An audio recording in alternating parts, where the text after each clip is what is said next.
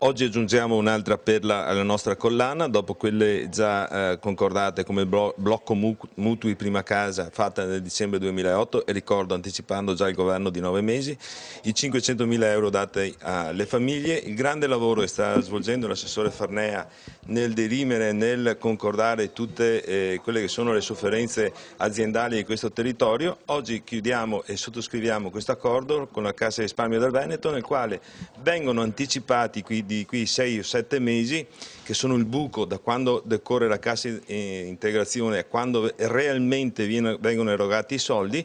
In questo periodo che attualmente i lavoratori non percepivano niente, la Cassa di risparmio del Veneto anticipa i soldi. Col progetto Anticipazione Sociale, la provincia di Treviso comunicherà alla banca l'elenco dei lavoratori che potranno accedere all'anticipazione degli assegni di cassa integrazione straordinaria, in attesa del completamento dell'iter amministrativo da 2 a 7 mesi necessari per l'erogazione dei trattamenti da parte dell'INPS.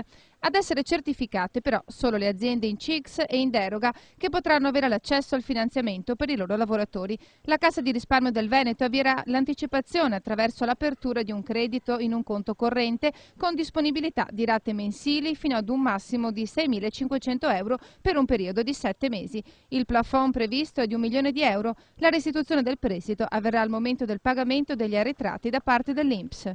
Il lavoratore innanzitutto deve essere un lavoratore posto in cassa integrazione guadagni straordinaria a 0 ore. Tutti gli altri effettivamente hanno, chi fa cassa integrazione ordinaria o cassa integrazione lavorando alcune ore non possono accedere a questo accordo. A seguito della sottoscrizione in provincia con l'azienda sindacati dell'accordo, il lavoratore con questo accordo, con una dichiarazione fatta o dall'azienda o dalla provincia, si presenta alla banca e può accedere ai 7 mesi di anticipo da parte della banca.